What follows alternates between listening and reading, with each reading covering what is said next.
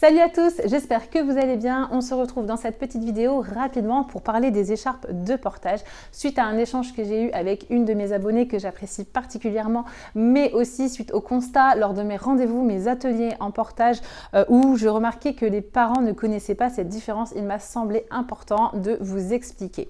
Donc, je vais vous parler aujourd'hui des écharpes de portage qui sont tricotées. Donc, vous voyez que ça ressemble à un tissu. Le tissu est tricoté, ça ressemble à un vêtements, pardon. Et donc, vous allez voir que lorsqu'il n'y a pas d'élastane, donc simplement une écharpe tricotée qu'on appelle semi-extensible, le tissu est extensible dans la largeur, mais il n'est pas extensible dans la longueur. Vous voyez que là, si je tire, il ne se passe rien. Mon tissu ne bougera pas.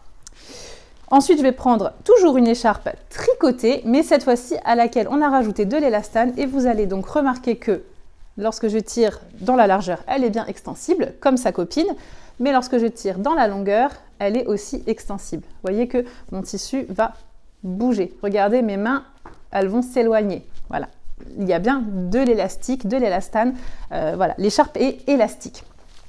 Ça peut paraître une petite différence comme ça, de rien du tout, mais en réalité, ça change énormément de choses puisque ça change tout simplement la façon dont vous allez utiliser votre écharpe et ce que vous allez pouvoir en faire. Moi, personnellement, j'adore les deux puisqu'elles ont chacune des avantages et des inconvénients qu'on va voir tout de suite. Donc, l'écharpe tricotée qui ne contient pas d'élastane, bien qu'elle soit plus fine que sa copine, on peut voir qu'elle est un petit peu plus fine. Elle est un petit peu aussi un peu plus glissante du coup. Eh bien, elle est plus soutenante. Elle est plus soutenante parce que comme il n'y a pas d'élastane, eh bien, le tissu va rester en place, ne va pas bouger. Et donc, deux épaisseurs de tissu, et je dis bien deux et non une, vont suffire à maintenir votre bébé correctement installé, surtout en sécurité. D'accord? Une épaisseur de tissu ne suffira pas à maintenir votre bébé. Deux vont suffire. Trois, vous pouvez en rajouter une troisième, pourquoi pas. Si ça vous plaît, il n'y a pas de souci.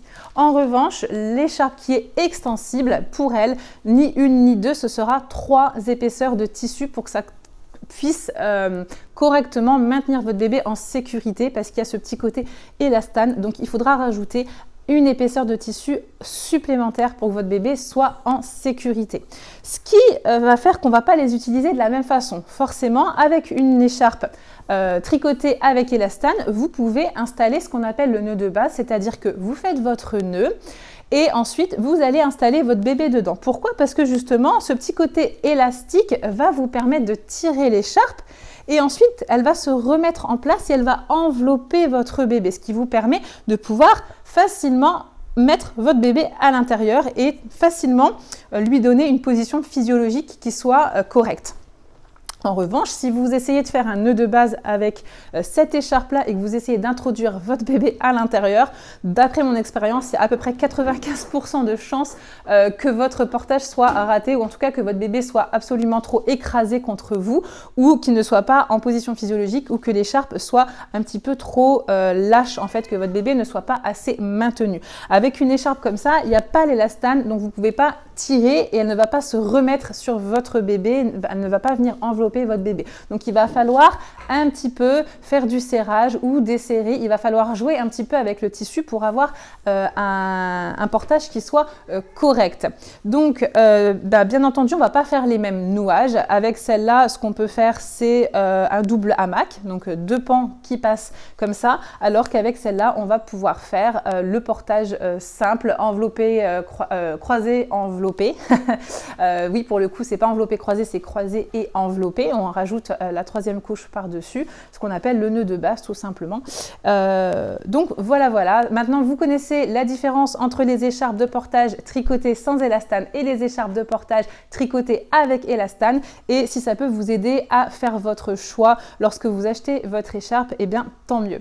Voilà, je vous souhaite à tous une bonne journée et je vous dis à très bientôt.